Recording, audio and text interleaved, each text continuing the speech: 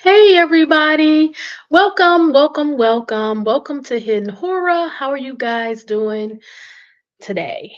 So, I'm here today. I want to get us back focused on the US Secret Service report, the information they have compiled that involves mass shootings. Now, why is this important? Why is this significant? Well, we already know there is a mass shooting almost every day now. And in the United States, it's scary business when you can have a mass shooting at a religious service, at a school, at a job, at a mall, at a grocery store. So, this is to help prevention. This is to provide information, guidance for public safety. And really, we want to find out what is the reason behind all of these mass shootings. So, we're going over this US Secret Service report on the Hidden Horror Facebook page. The link to the report is there.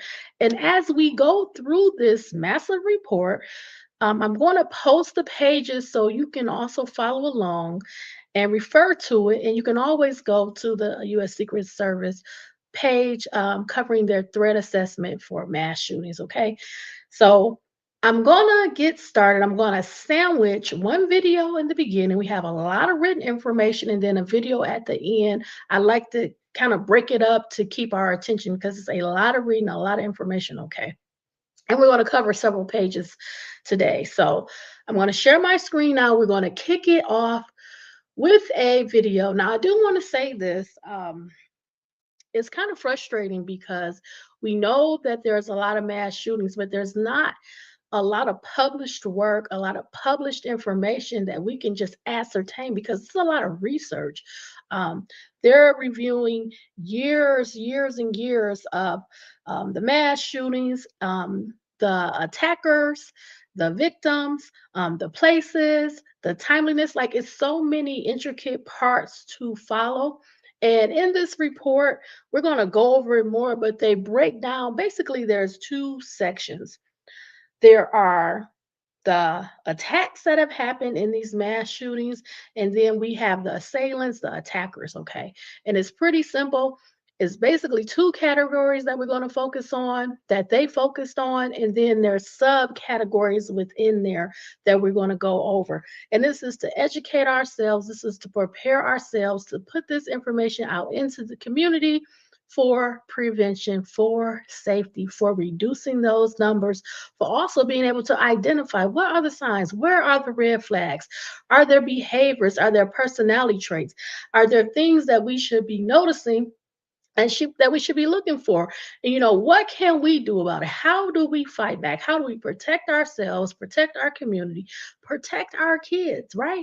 That is really the most important thing because we lost a lot of lives through this violence, okay? That is on the rise. That is increasing. The numbers aren't going down. The numbers have gone up over the years. And right now, with mental health, with the state of the economy, with um, a lot of anger, a lot of violence in our neighborhoods, this number is not going to go down anytime soon. The bullying, that is a big part. The stigma, people kind of honing in on a person and attacking them verbally, and it doesn't end when you leave school. It continues on social media. So all of these things play a part um, in the mindset of someone that may potentially want to do a mass shooting. On top of, some people just want to be famous. They may not be famous in their regular life. They may never amount to someone that would receive fame, have fans. So this is a way. This is a way to put your name out there in history, to try to get a large number of people, to hurt a lot of people and be in the news. Unfortunately, not through hard work, but through the act of violence against one another. Okay. So let's get started. Now, again, as I have said, unfortunately, there has not been a lot of readily available information on these mass shootings, they really have to study them. They have to focus in on areas, whether they're looking at the psychology of the mass shooters, whether they're looking at the motive of the mass shooter, whether they're trying to find traits, connect traits, if they're looking at, access to weapons, if they're looking at the mindset, are these people depressed? Are they homicidal, suicidal? All of these things, they can be looking at different factors. So a few years back, the FBI decided to start to really hone in, focus in on the psychology, the mindset, the thoughts, the planning of these mass shooters. And this is a video, it's 7 years old, but again, it relates to what is happening now. It's laying the foundation for studying these mass shootings across the United States. So let's get to it. This video is by CBS News. It's titled FBI Launches Study on Psychology of Mass Shooters. Let's go. And it's under 6 minutes long. The FBI has launched a study to better understand the psychology of mass shooters. Evidence shows mass shootings have increased significantly in recent years. 4 of the 5 deadliest incidences in the U.S. history have occurred since 2012. Just in 2017 alone, there were 30 active shootings resulting in 138 deaths. That's actually the highest total on record. The Wall Street Journal reported Tuesday that the agency has already examined the case files of 63 shooters and have begun interviews. Yesterday, I spoke to Mary Ellen O'Toole. She's a former FBI profile. We discussed the program and exactly what can happen moving forward. I want to ask you, what are some of the findings from the FBI so far, and what really stands out to you? I think one of the things that stands out the most is that there has been a shift since Columbine, what I would call a seismic shift in the motivation of these shooters. So before Columbine, you had shooters who would go in and they had a grievance. They were younger. Their motivation was a little bit less involving ideation of becoming somebody really important, somebody really world famous. It was really a lesser offense in a lot of ways, just in terms of those variables. But then following Columbine, now you see shooters that plan it much further ahead. These are also individuals that really want a lot of attention. They want the credit for it. And you see them demonstrating that on social media. These shooters now, again, post-Columbine, are also older. So the difference is that this now has become part of our DNA, which is extremely unfortunate. But the caliber and the quality, the type of shooter has really changed post-Columbine. You say the type of shooter has changed post-Columbine. What would you say, Mary Ellen, is the difference between a mass shooter from, say, a serial killer? Oh, huge difference. A serial killer is someone who kills 2 or more people over a period of days, weeks, months, or years. And so they go back and under the cover of darkness, so to speak, and maintain or attempt to maintain a quote unquote normal lifestyle so that they don't get caught. A mass shooter, on the other hand, is someone who goes into that school or into that business or that venue and shoots and commits an incredibly large crime all at once, and generally will suicide or be killed by law enforcement at that same time. So the mentality of a mass shooter, very different from the mentality of a serial killer. Are we learning anything about why mass shootings have become just so common in recent years?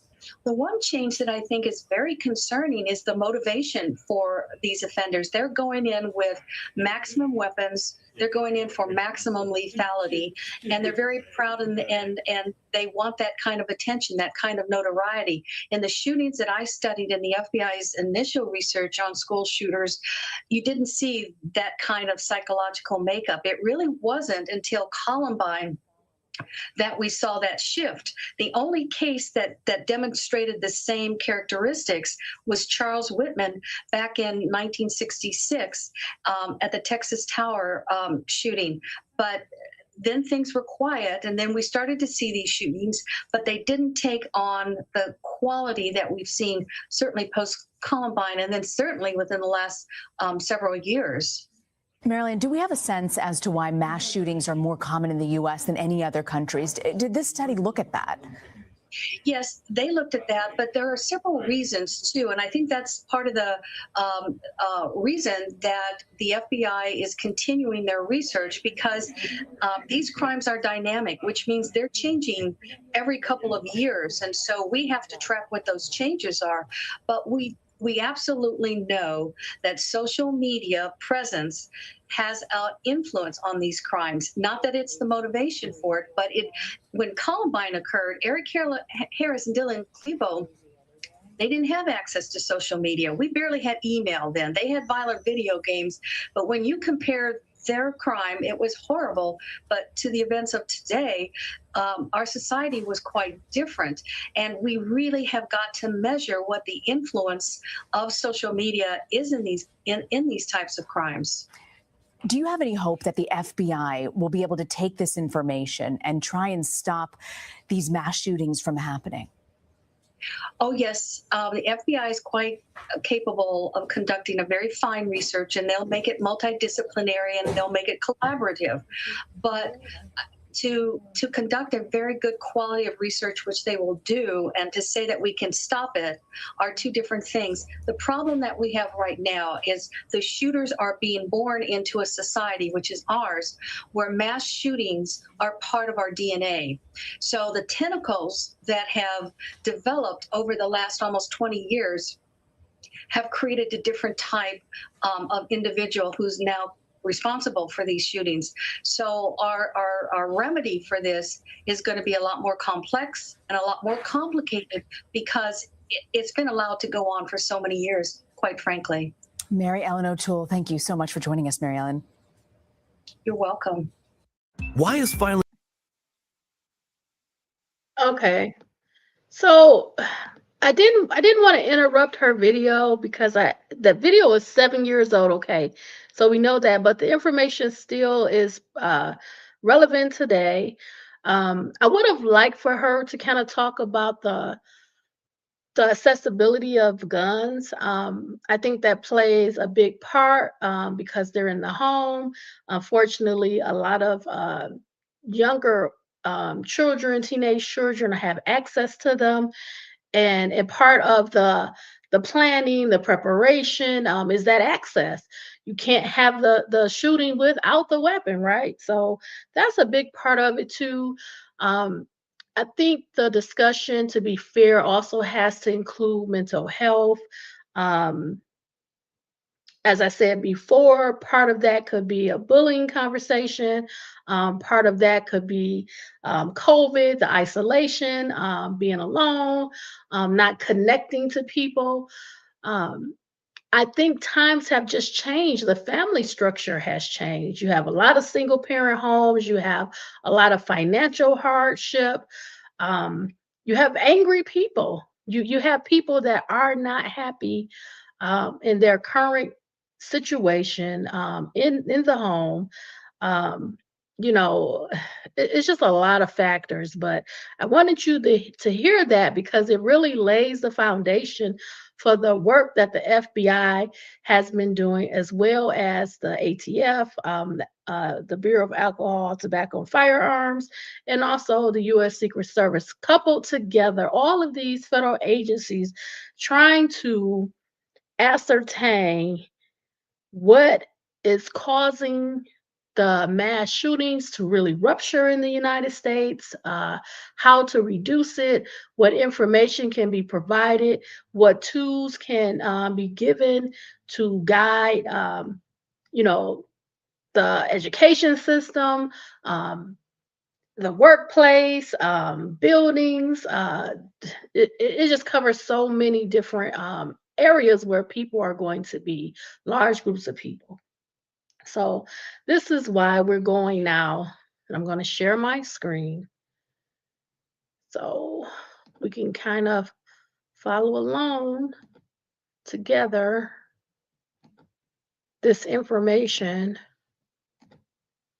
about this. Really, it's probably covering more than 10 years. This period that we're discussing is a period of 5 years covering 2016 to 2020, but I believe they're going to go back further because they really want to capture as many mass shootings as possible to get statistics.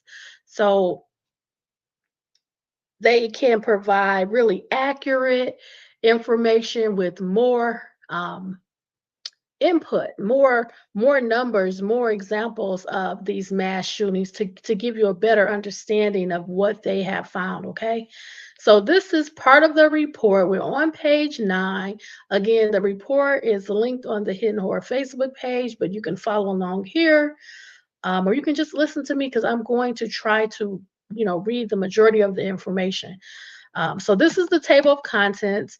These are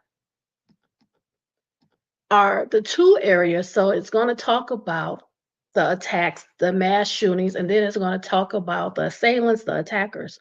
Now we're going to start with the attacks, and we're going to cover today a couple of areas. So we're going to cover timing, locations, targeting and harm cause, resolution, and motive. So we're covering 5 sections today.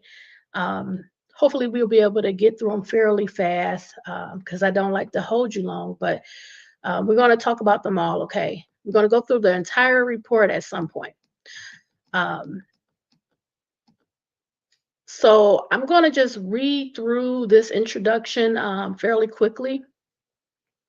So acts of targeted violence affect cities and towns of all sizes, impacting the places where we work, learn, worship, and otherwise carry out our daily activities. The response to this problem, like many others, requires a community-based approach. Many of our fellow citizens play a central role in preventing targeted violence, including government officials and policymakers, law enforcement, educators, employers, mental health providers, faith-based leaders, and of course, the public. Okay. Since 1998, the U.S. Services National Threat Assessment Center has supported our federal, state, and local partners in the shared mission of violence prevention. The research and guidance produced by the NTAC, that's abbreviated, informs not only the Secret Service's approach to preventing targeted violence called a behavioral threat assessment, but further enhances the violence prevention capabilities of public safety professionals across the country. In addition to making this vital information available in print, NTAC has shared our research findings by delivering over 2,500 trainings and briefings to over 250,000 public safety professionals since our founding. These events greatly benefit the work of multidisciplinary organizations, including law enforcement, mental health professionals, school officials, and other community safety stakeholders, and provide the foundational information for establishing community level behavioral threat assessment programs. This publication is the latest release in a series of reports that examine mass casualty attacks carried out in public or semi public locations in the United States. Prior reports in this series include Mass Attacks in Public Spaces 2017, Mass Attacks in Public Spaces 2018, and 2019. This latest report is the first to analyze multiple years of data and provide a more in depth analysis of the thinking and behavior of mass attackers, including newly identified background variables and operationally relevant factors.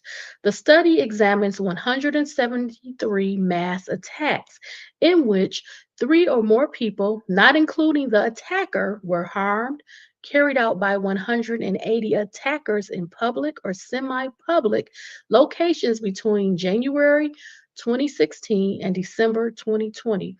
In total, 513 people were killed, and an additional 1,234 people were injured during these attacks. Now there was a little thing over here, so let's just go over that. So what is behavioral threat assessment? In the 1990s, the U.S. Secret Service pioneered the field of behavioral threat assessment by conducting research on the targeting of public officials and public figures. The agency's behavioral threat assessment model offers law enforcement and others with public safety responsibilities a systematic investigative approach to identify individuals who exhibit threatening or concerning behavior, gather information to assess whether they pose a risk of harm, and identify the appropriate interventions, resources, and supports to manage that risk. Okay, let's go. Let's continue.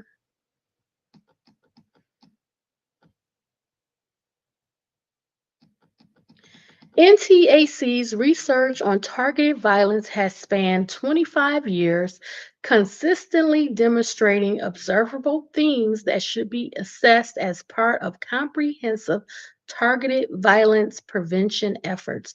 These themes include an individual's history of concerning or threatening communications, criminal and violent behavior, mental health symptoms, unusual or concerning interests in violent topics, access to weapons, stressors, and more. While not all the themes were apparent in the backgrounds of every attacker, all attackers in this study experienced or displayed at least one, and many attackers show evidence of several themes. So let's go over those themes really quick again. An individual's history of concerning or threatening communication, criminal and violent behavior, mental health symptoms, unusual or concerning interests in violent topics, access to weapons, and stressors. Okay. These investigative themes are useful in understanding the pre attack motivations, planning, communications, and behaviors of individuals who engage in acts of targeted violence and therefore can be leveraged as part of larger community violence prevention strategies. These behaviors cannot be used to predict violence, but when recognized early, community members can intervene before a violent act occurs. And that's what we want. We want intervention. We want to stop this violent act from occurring. Okay, let's move on.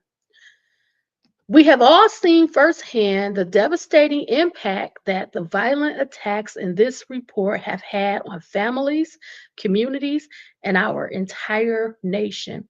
With the proper training to recognize and intervene when concerning behaviors emerge, public safety professionals can redirect them before the behaviors escalate to violence. The Secret Service's behavioral threat assessment model involves identifying these concerning behaviors, assessing each situation as it arises, and applying the appropriate interventions to manage the risk.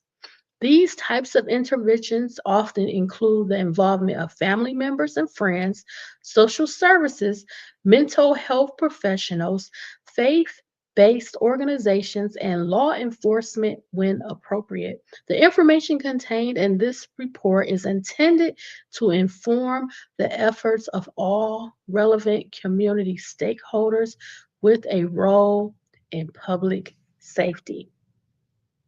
So, as we scroll down, they show us a map that covers the period of January 2016 through December 2020, where they're showing you where the mass attacks have occurred in the US.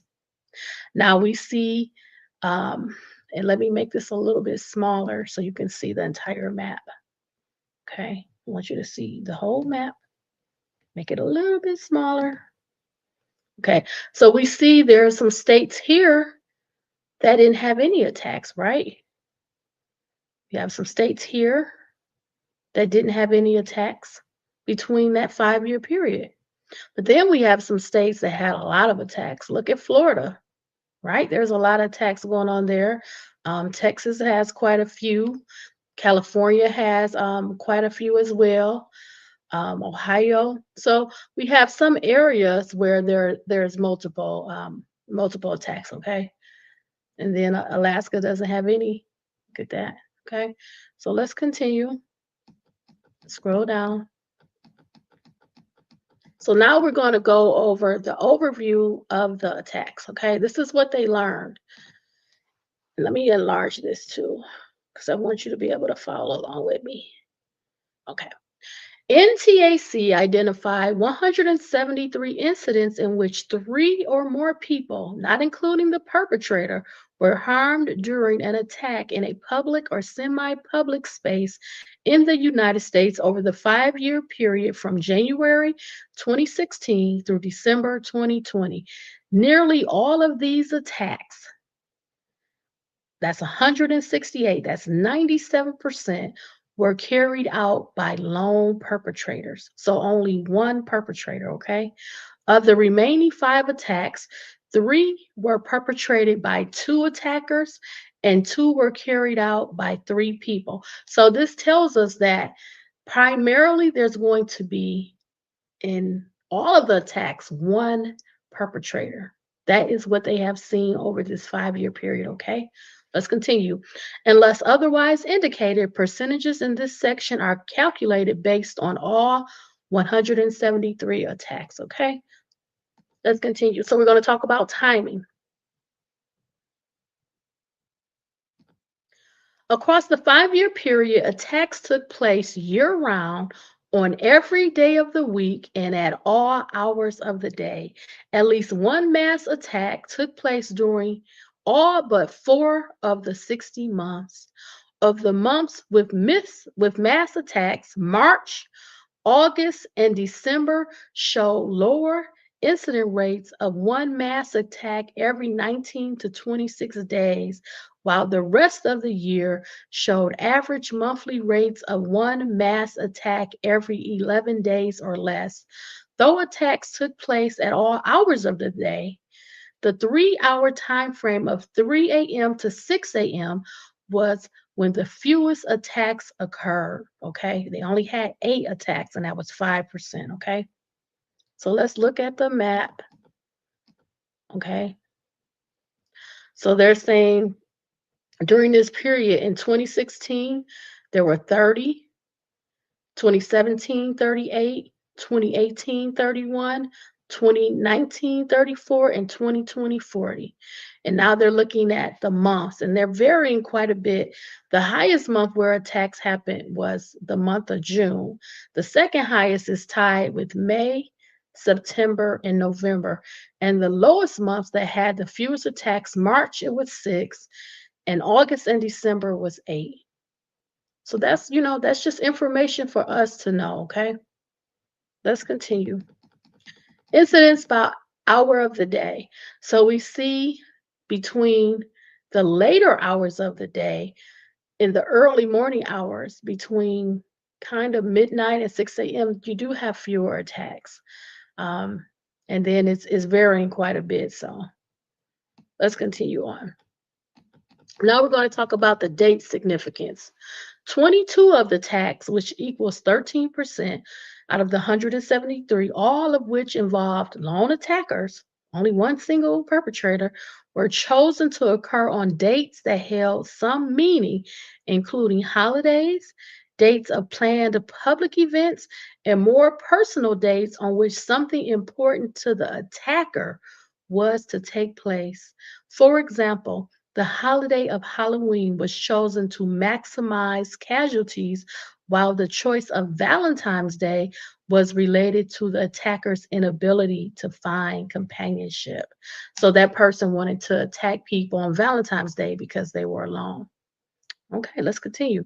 The day before Memorial Day was chosen by one attacker because, according to a conspiracy theory at the time, this was the day before society would collapse.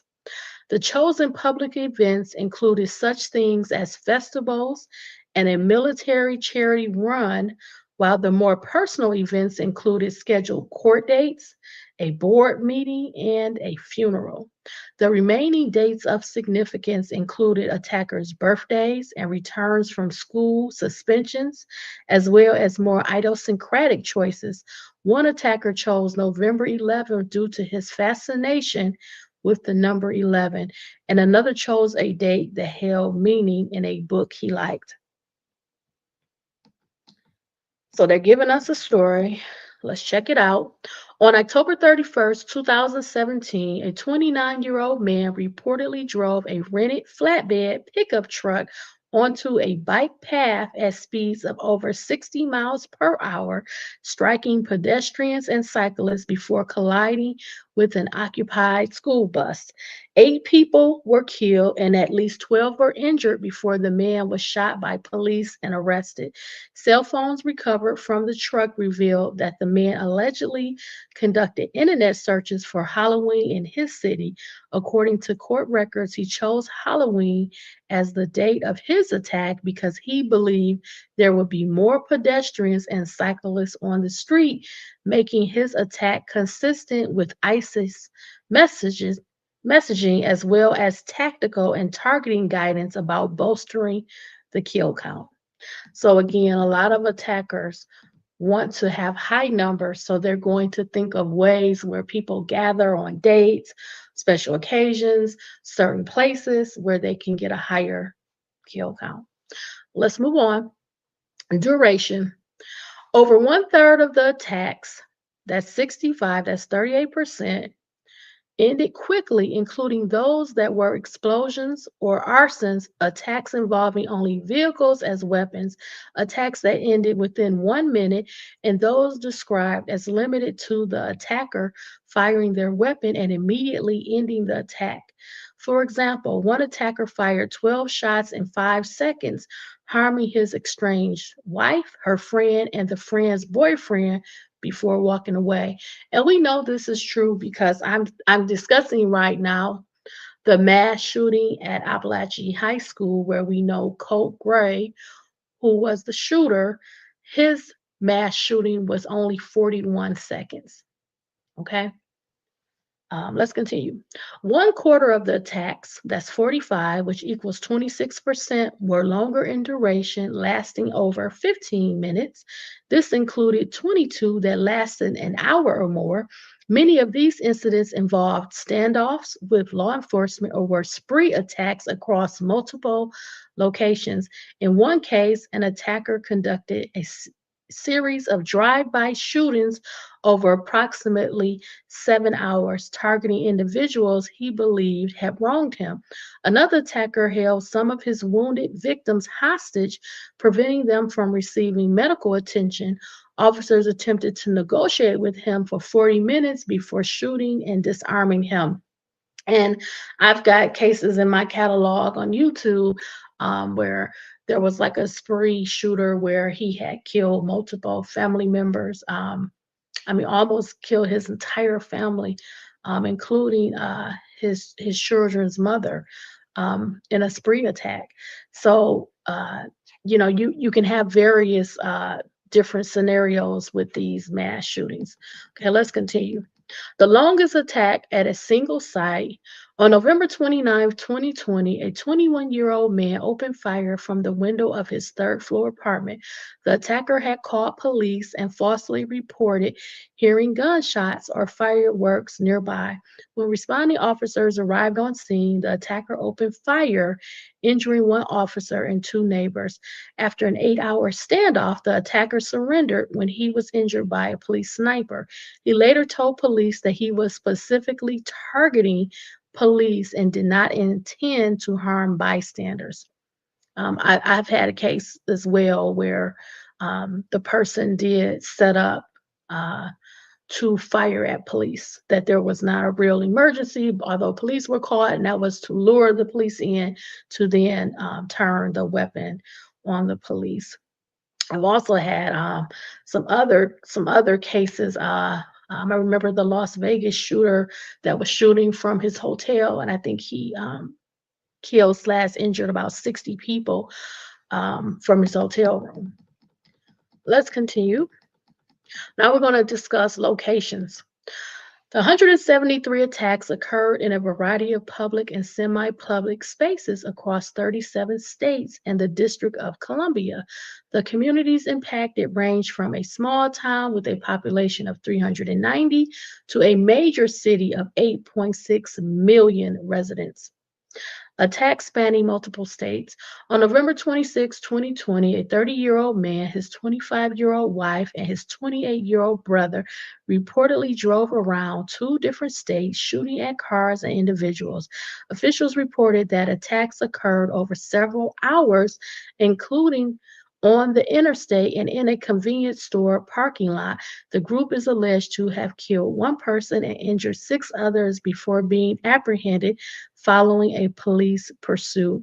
The 30-year-old man and 25-year-old woman were married 19 days prior to the attacks, and officials reported that they planned the attacks with the groom's brother while on a road trip after the wedding. That's diabolical. Let's continue. While the majority of attacks took place in public locations that are freely accessible to the general population, about 119, 69%, one third occurred in sites considered semi public, 58, that was 34%, including certain workplaces, educational institutions, and houses of worship. Let's continue. The most common type of locations were businesses, so it was 88, 51%, including the places where we eat, shop, work, heal, or receive services, followed by open spaces, 60, that was 35%, such as outdoor events, streets, sidewalks, and parking lots. The rest included the schools and universities where we learn, the shared communal areas where we live, and the places where we worship. Of the 13 that took place at educational institutions, 3 occurred at elementary schools, 7 at high schools, and 3 at universities. The 2 attacks impacting nonprofit services occurred at homeless shelters. So they're giving us a map. So you have 25 at restaurants and bars, 21 at retail stores, 20 at service, 10 at manufacturing, distribution, 9 in healthcare, and 4 in government. And then the location types, 88 were businesses, 60 were office open spaces, and 13 were educational spaces. So let's continue. Let's go down. Targeting and harm caused. Attackers' affiliations with the sites. In just over half of the attacks, about 92, 53%, the attacker had no known affiliation with the location where the attack took place. Some appeared to open fire in random locations, while others selected their target location for what it represented or offered. In the remaining 81 cases, the perpetrator had a known affiliation with the site of the attack. Most often, this affiliation was that of a current or former employee. They had 22 instances, that was 13%, or a customer or client experience, that was 16 or 9%. Other affiliations included being a current or former resident at a housing related site and being a current or former student at a school or university. In some cases, attackers were affiliated with a site indirectly through another person. For example, by selecting a family member's restaurant or the workplace of a former romantic partner. 4 of these attacks began at an affiliated site and continued with the attacker causing harm at additional unaffiliated locations. A 5th attacker opened fire while driving to his workplace, where he then attacked coworkers. So let's look at this little map right here. So you have 92 attacks where there was no known affiliation. You have 76 where they were affiliated with the site of the attack, and then you have 5 that was a combination. Okay, I'm going to continue on. Indirect affiliation. On March 22nd, 2017, a 45-year-old man fatally shot 4 individuals in a shooting spree across 3 locations. Angry about their ongoing divorce proceedings, the attacker first drove to his wife's workplace at a bank to demand she sign divorce papers. After his wife refused and fled the bank, the attacker shot and killed two of her coworkers. The attacker then drove to a law firm where he shot and killed his wife's divorce attorney before fleeing to his home as police pursued. From his apartment, the attacker shot and killed a responding officer. He remained in a standoff with law enforcement for over 3 hours before officers breached his apartment. The attacker was injured during a shootout with law enforcement and later died from his injuries.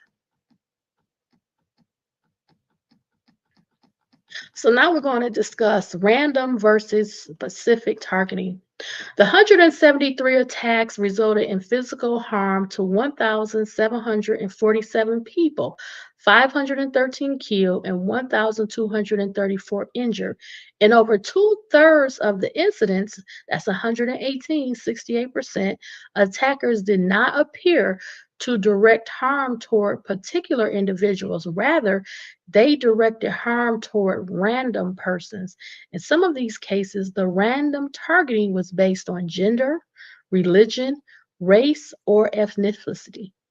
In others, victims were targeted for belonging to specific groups, such as police officers or members of the homeless community. One attacker targeted random couples at an outdoor shopping complex because he was frustrated by his inability to find a romantic partner.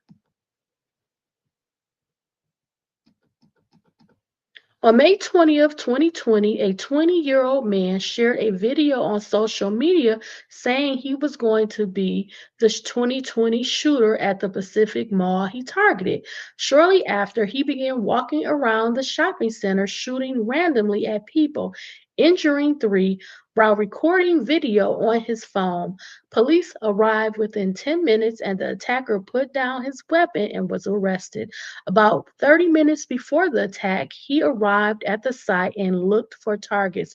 As a self identified incel or involuntarily celibate person, he wanted to target people his age as well as couples because of his frustration with failing to date women. He thought the shooting would earn him respect. He later told police that he wanted at least 10 victims from his attack. In the remaining one-third of the incidents, that's 55, 32% attackers had one or more specific targets in mind. In nearly all these cases, 54, the attack was motivated, at least in part, a grievance that was related to a domestic situation, a workplace, or other personal issue. In nearly all of these attacks, 51, at least one pre-selected target was harmed, and in most, 45, at least one random victim was harmed. The specific targets included current or former romantic partners, current or former co-workers, and family members. In some cases, 10 says 6%, the attackers targeted people who were connected to one of these individuals, such as their ex-girlfriend's current boyfriend, their wife's divorce attorney, or their in-laws. Other specific targets included bullies at school and other individuals with whom the attacker had a grievance, such as neighbors.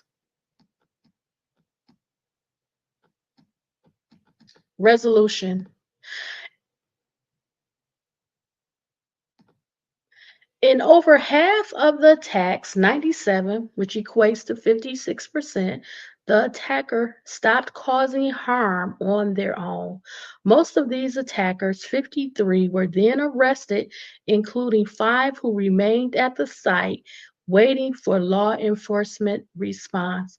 Many also committed suicide, 42, either as part of the attack or after they left the site. I'm recalling a really sad case where a man had killed his children and he sat on the porch steps and waited for law enforcement.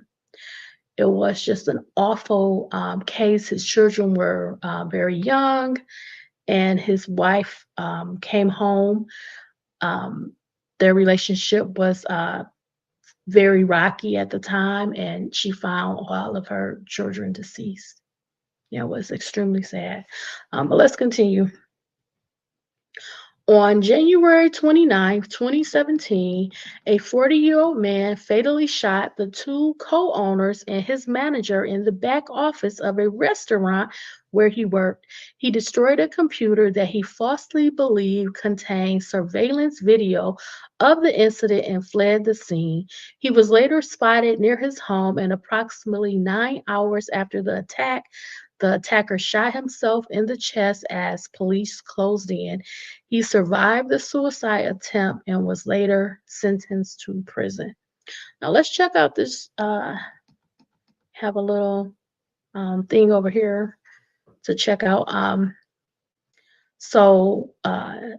Attackers that stopped on their own, there was 97, which was 56%.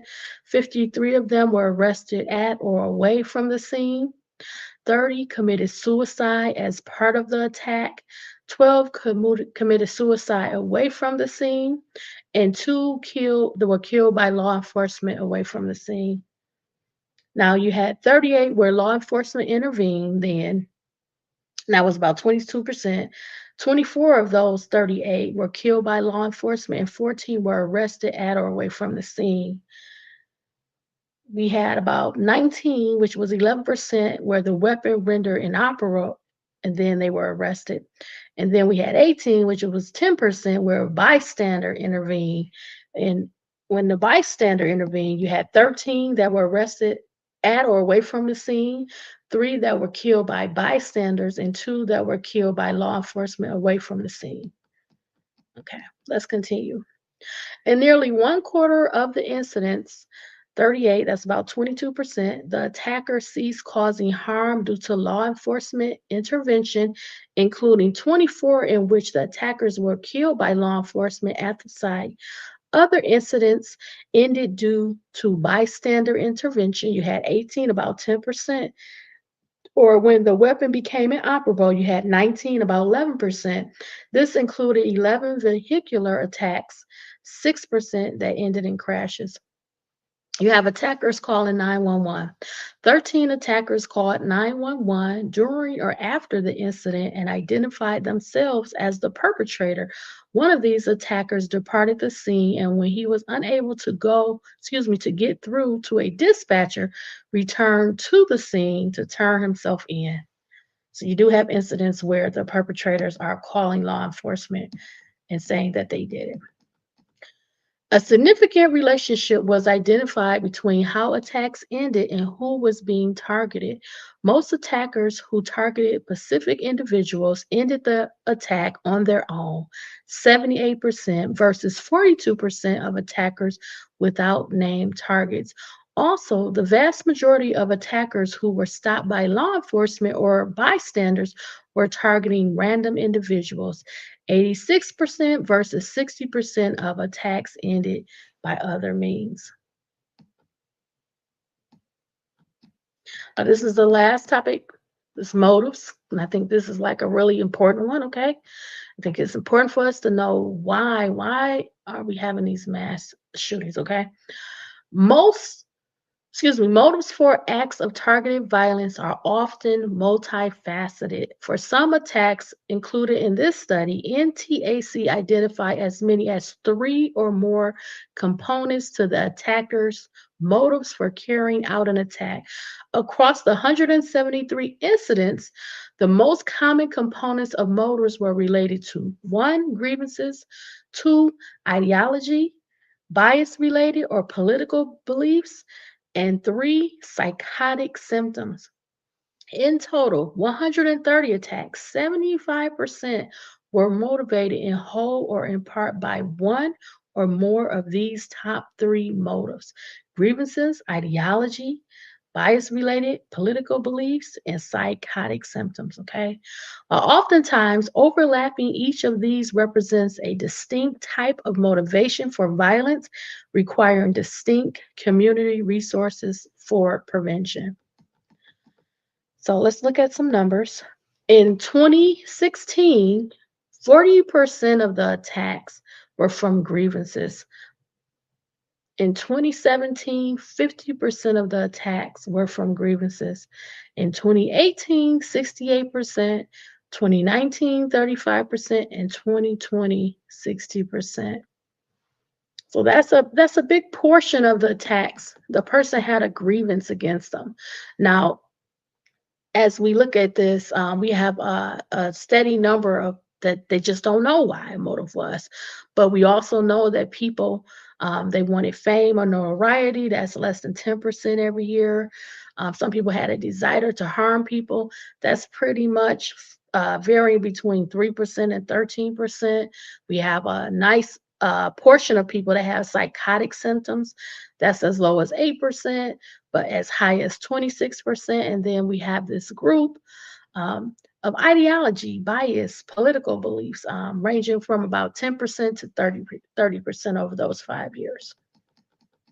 Let's continue. Grievances. Half of the attacks, 51%, were motivated in whole or in part by a perceived grievance. These grievances most often related to a personal factor, 46 or 27%, such as bullying, stress related to health and finances, ongoing feuds with neighbors, or feelings of victimization, being robbed or harassed. In other cases, grievances were related to issues with a current or former domestic partner. That was 29 or 17%. And then you have this other area, the workplace, where it was 18 or 10%. On July 13th, 2020, a 24-year-old man reportedly set fire to a motel using gasoline, killing 2 and injuring 5 others in an effort to seek retribution for the theft of his laptop. 2 days before the incident, a laptop was stolen from the man and his girlfriend. The two traced their stolen laptop to the motel and knocked on doors, demanding residents return it. The man also called 911 at least twice to report the theft and his belief that someone at the motel had the laptop. He was arrested 15 days after the fire. Grievances have remained the most common component to the motives of mass attackers from 2016 to 2020. So we're going to stop here with the report, and then we'll pick up on the ideological, bias-related, or political beliefs. We'll pick that up. So the last thing I want to do, I want to share a brief video, and it's really a video that just talks about, what can we do? What can the average individual do to prevent, to stop, to identify where there is a potential for a threat for a mass shooting? So let me share my screen. Then we'll wrap this up.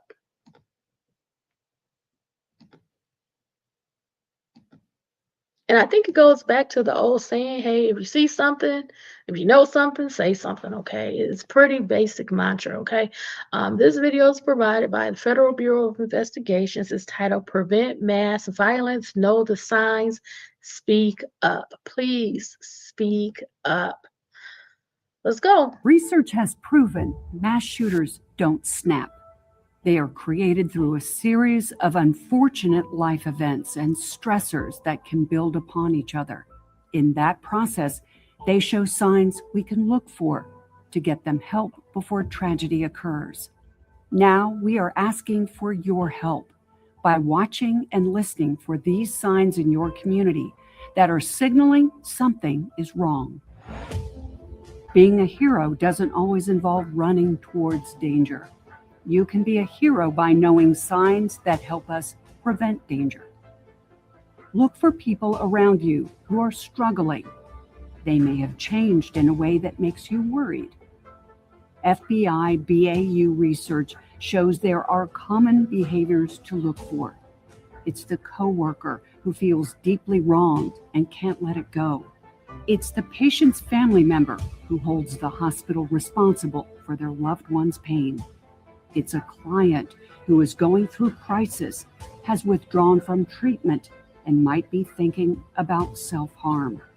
Research shows that someone is much less likely to become a shooter if someone notices these signs and tells someone. We can all be heroes simply by noticing behavior changes, caring for our communities, and saying something when we are worried. Talk through your concerns with someone you trust and make a plan for how to help the person who is struggling. Be a hero. Know the signs. Speak up. You know what? I don't mean to sound cheesy, but watching that video, it really struck something in me. A few years ago, there was a mass shooting at a college. And something about this mass shooting, I never covered it on the page. I just highlighted it a little bit, like in maybe two videos, but I never covered it as a mass shooting. It was a smaller mass shooting. But something that the perpetrator did, and it was alone, he was by himself, he did it on his own. Something that he wrote, it really struck me. I mean, I just never could get this phrasing out of my mind. He wrote in his letter, "Why do they hate me?" He had issues with dating. He could not find a love interest. He never had a partner. He lived with a parent. He was a loner.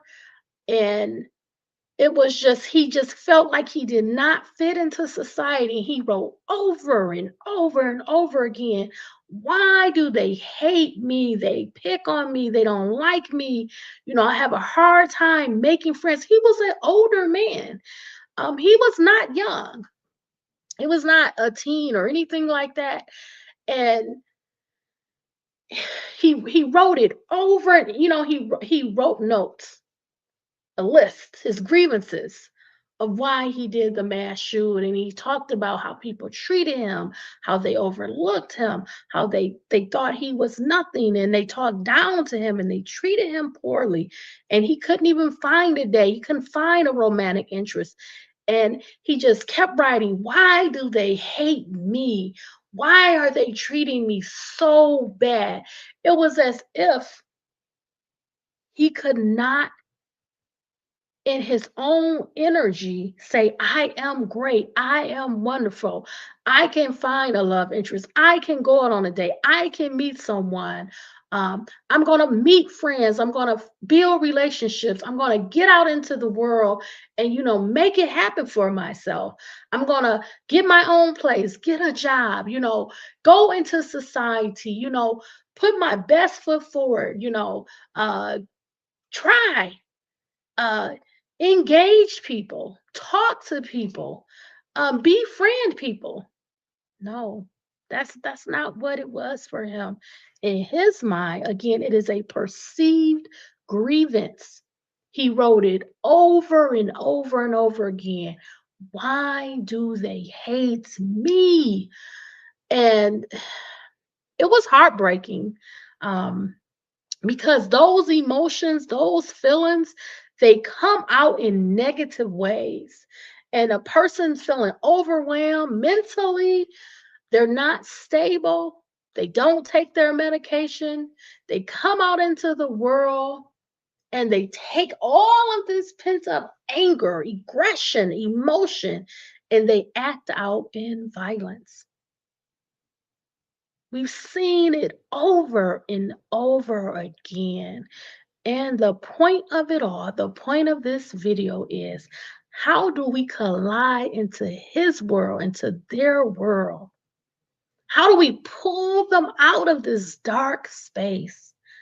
How do we reset their mind? How do we change their focus? All of these negative thoughts, these negative encounters.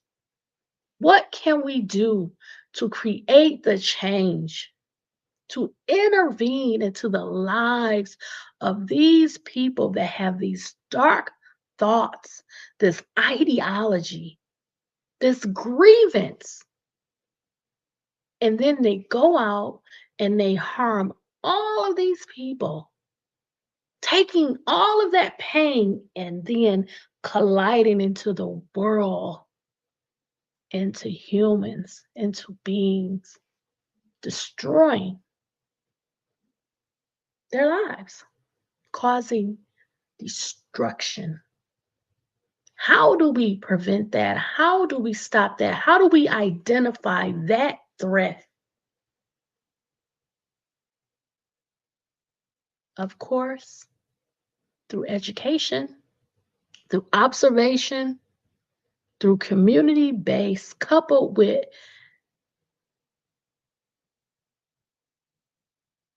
working with people and the mental health segment